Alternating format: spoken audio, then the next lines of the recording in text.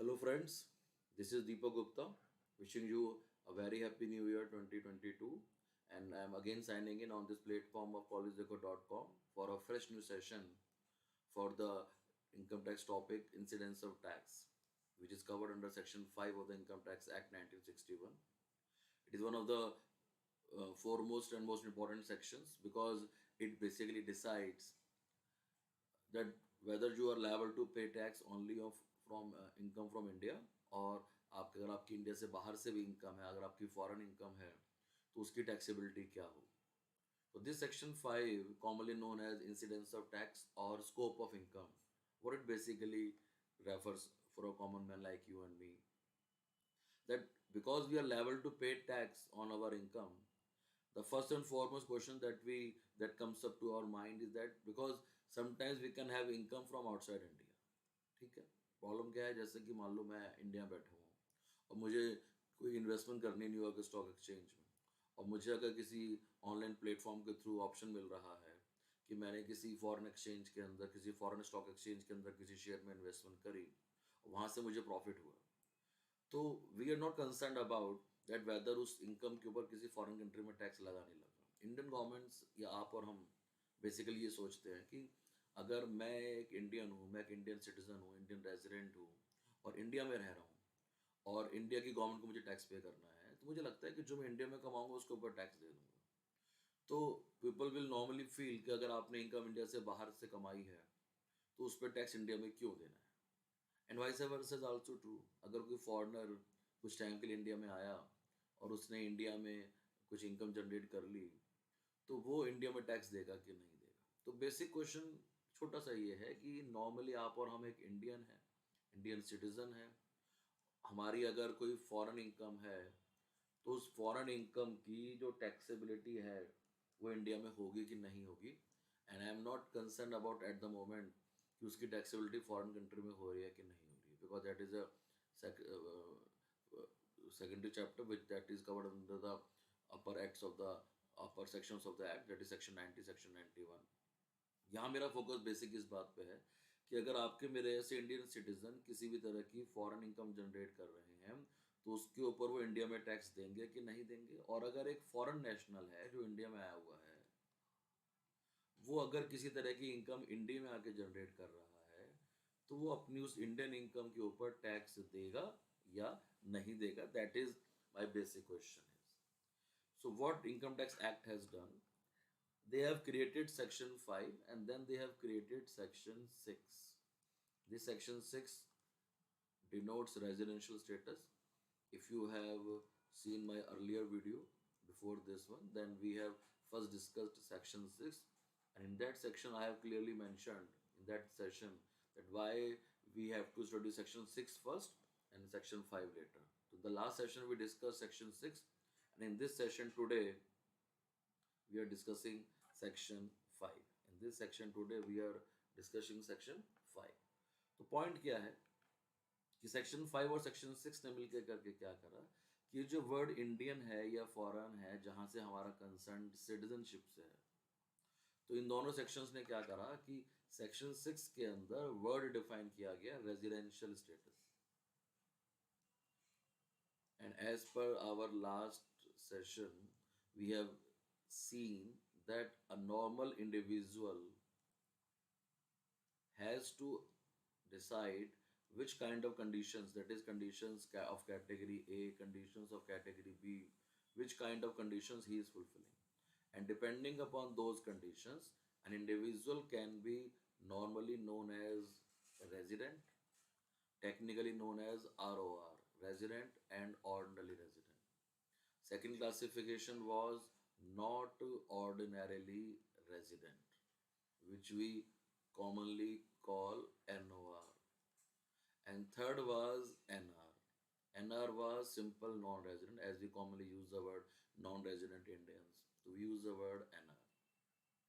So what is we are about to discuss that as per section 6 every individual has to see whether he satisfies conditions of category A or conditions of category B or what and depending on that he has to classify himself as whether he is resident ROR, whether he is RNOR, or whether he is NR.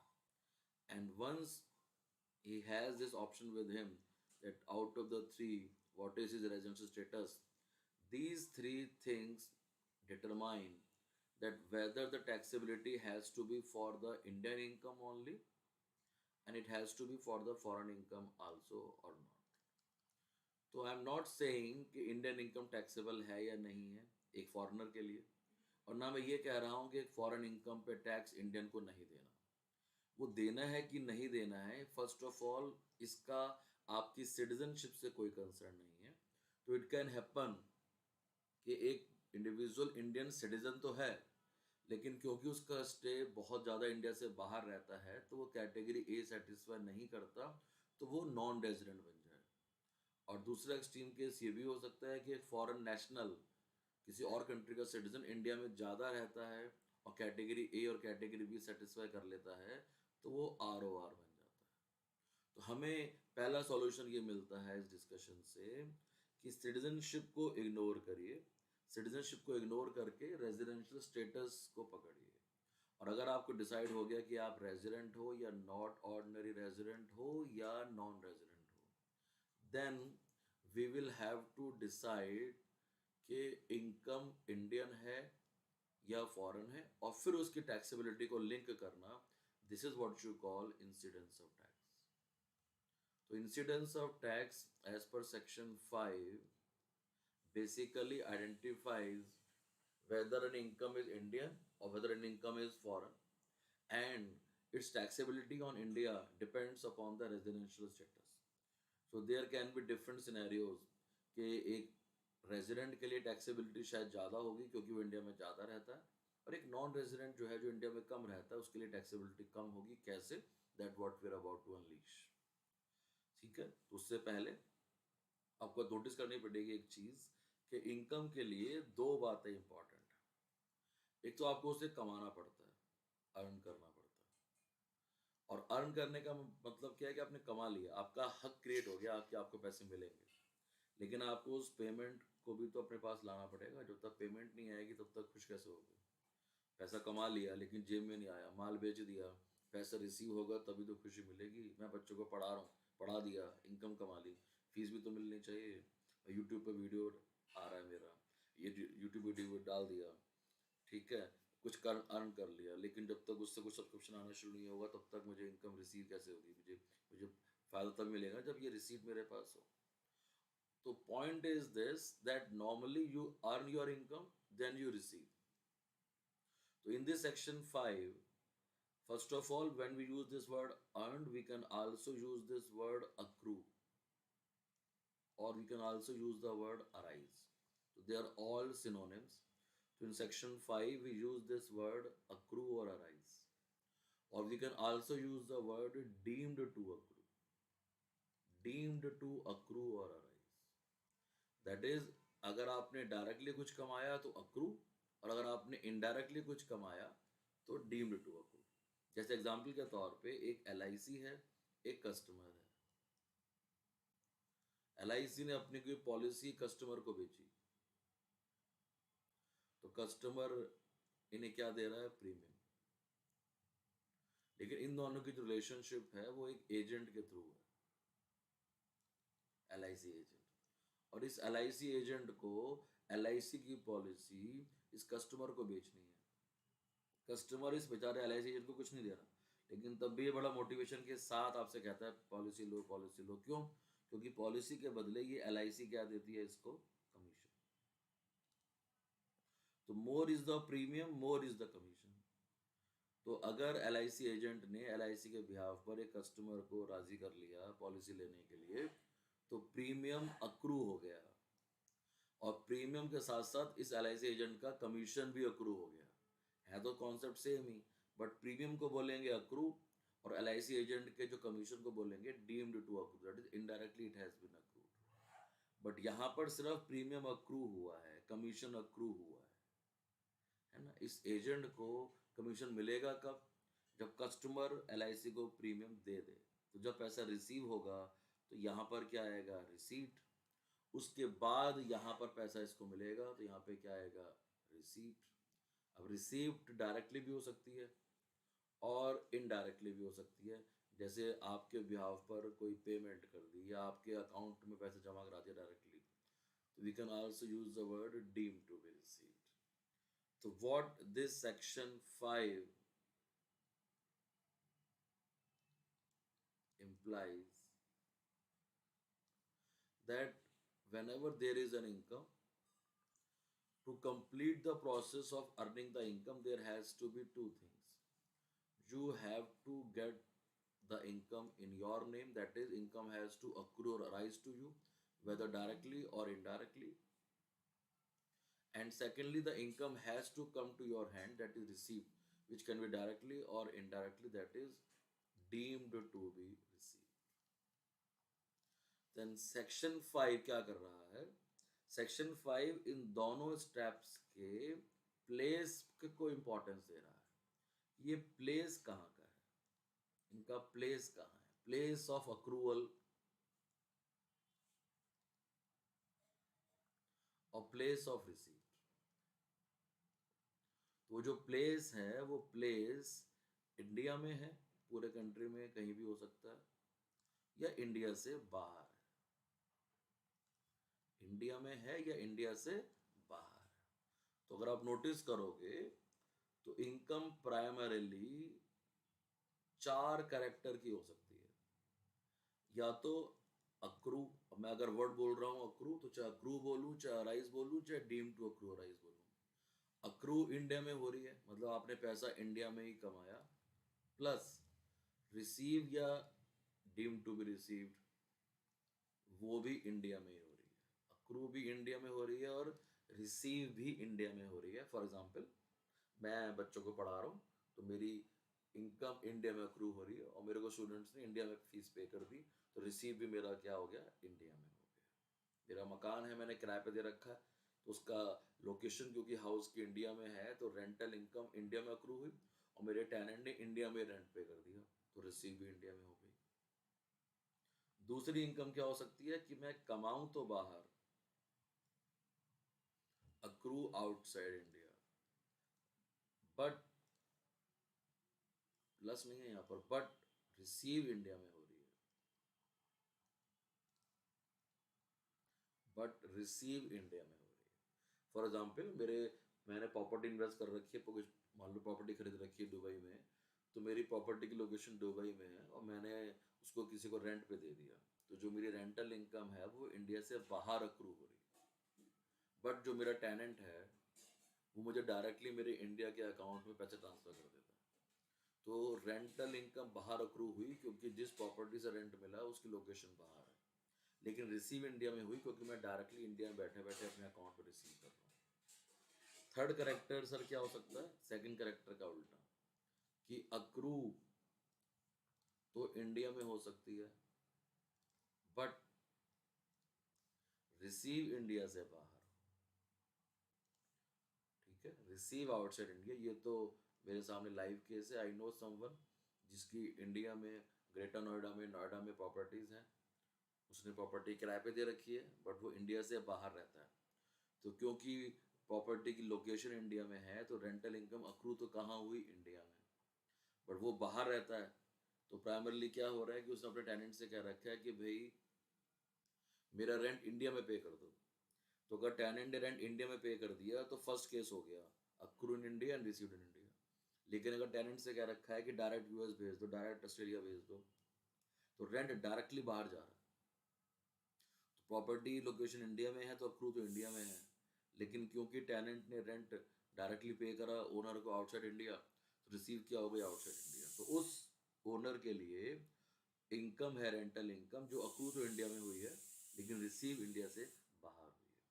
और चौथा case, accrue भी बाहर हो, accrue outside India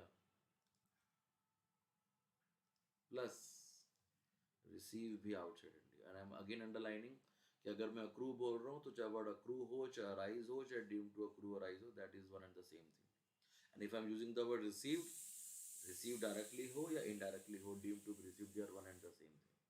तो चौथी income में accrue भी बाहर और रिसीव भी बाहर। जैसे मैंने अब एग्जाम्पल शुरू किया क्लास के स्टार्ट में कि किसी ने न्यूयॉर्क स्टॉक एक्सचेंज के अंदर शेयर ट्रेडिंग करी, तो क्योंकि शेयर ट्रेडिंग इंडिया से बाहर हुई है, लोकेशन बाहर है, तो जो भी प्रॉफिट अक्रू हुआ वो बाहर हुआ, और उसका किसी फॉरेन कंट्री में अकाउंट है, तो उसने वहीं उस कंट्री के अंदर उस पैसे को रिसीव कर लिया। या उसका सिटी बैंक में, HSBC में, जो मल्टीनेशनल बैंक है उसमें अकाउंट है, तो उसने उनकी फॉरेन ब्रांच में पैसा रिसीव कर लिया और इंडियन ब्रांच से विड्रॉ कर लिया। तो इंडियन ब्रांच से विड्रॉ करने से, क्योंकि एनी ब्रांच बैंकिंग है, बट फर्स्ट टाइम तो फॉरेन ब्रांच में रिसीव हुआ पैसा, तो ये इनकम अक्रू भी बाहर हुई है और रिसीव भी बाहर हुई है। तो ये चार तरह की incomes as per the character possible है। चार तरह की incomes as per the character possible है। बट आप नोटिस करोगे तो सेक्शन 5 प्राइमरली क्या कहता है कि ये जो तीन तरह की इनकम है, इसमें कहीं ना कहीं इंडिया इन्वॉल्व है, चाहे अक्रू करने में चाहे रिसीव करने में। तो on simple terms, not just going by any the language of the book, हम सिंपल लैंग्वेज करने के लिए इस तीन तरह की इनकम को बोल सकते हैं इंडियन इनकम। तो मैं क्लास के स्टार्ट में जब वर्ड यूज़ कर रहा था इंडियन इनकम, तो वो एक्ट में वर्ड यूज़ नहीं है, एक्ट की लैंग्वेज ये वाली है। But on simple understanding terms, इनमें तीनों तरह की इनकम में या तो अक्रूवल इंडिया में है या रिसीवल इंडिया में। तो कोई भी इनकम जो या तो इंडिया में अक्रू हो जाए या इंडिया में रिसीव हो जाए, चाहे अक्रू हो जाए चाहे रिसीव हो जाए, हम उसे क्या बोलेंगे? Indian income. ये वाली इनकम जो ना तो इंडिया में ड्यू है और ना इंडिया में रिसीव है, that is what you call foreign income. That is what you call foreign income, क्योंकि ना तो इसमें इंडिया में कोई अक्रूवल हुआ और ना ही कुछ इंडिया में रिसीवल हुआ। तो what section 5 summarizes that if you are a resident, that is ROR, that is as per section 6, आपने कैटेगरी ए और कैटेगरी बी दोनों, आपने कैटेगरी ए और कैटेगरी बी दोनों सेटिस्फाई कर ली, ठीक है? तो आपकी इंडियन इनकम, यानी कि शुरू की चार तीनों इनकम, और आपकी फॉरेन इनकम, इंडियन इनकम और फॉरेन इनकम, उन दोनों पे टैक्स लगेगा। It means you are liable to pay tax on all kinds of incomes. If you are N O R, तो आपकी इंडियन इनकम के ऊपर टैक्स लगेगा, बट अनलाइक द ROR, सारी फॉरेन इनकम्स के ऊपर टैक्स नहीं लगेगा। अनलाइक द ROR, हर तरह की फॉरेन इनकम पर टैक्स नहीं लगेगा। Only one specific kind of foreign income will be taxed, that is only one specific kind of foreign income will be taxed, that which will be discussed when we discuss this topic in detail, which kind of specific income is that. And if you are a non-resident, then only the Indian income will be taxed. That is, foreign income is not to be taxed. What you are underlining, that any income which is either accrued in India or received in India is to be taxed irrespective of your status. तो आप India में रहें ना रहें, Indian national हो या ना हो, अगर आप किसी भी इनकम को इंडिया में अर्न करेंगे या किसी फॉरेन इनकम को इंडिया में रिसीव करेंगे, तो आपको एज पर सेक्शन 5 उसके ऊपर टैक्स देना पड़ेगा ही पड़ेगा। बट अगर आपकी कोई फॉरेन इनकम है, यानी कि ना तो आप इंडिया में कमाते ना रिसीव करते, तो उसकी टैक्सेबिलिटी ROR के लिए 100% है, NOR के लिए एक स्पेसिफिक इनकम है, और नॉन रेजिडेंट को किसी भी फॉरेन इनकम के ऊपर टैक्स नहीं देना पड़ रहा है। इसका मतलब अगर आप अपनी इनकम को इंडिया में अक्रू या रिसीव करोगे, तो आपको टैक्स देना पड़ेगा ही पड़ेगा, irrespective of your citizenship, irrespective of your residential status. But अगर आप कोई ऐसी इनकम जनरेट कर रहे हो जो इंडिया से बाहर ही अक्रू है और इंडिया से बाहर ही रिसीव है, then you can use the provisions of section 6 to plan your ways so that your tax liability can be reduced and the taxability of that foreign income can be avoided if you ignore, or if you does not fulfill category A and become a non-resident, and that is something that we can discuss in our future topic discussions. And at the moment, I am Deepak Gupta, just summarizing this topic of section 5 again, that section 5 depends upon section 6, and they both in together link the accrual and receivable of your income, or dependent upon the accrual and receivable of your income with your stay in India, that is residential status, and ignore the concept of citizenship and decide whether or not you have to pay tax on your foreign income in India, underlining that any income which will be either accrue or received in India will always be taxed. And on this note, we hope to see you in future. This is Deepak Gupta signing off from this platform of collegedeco.com. Thank you very much.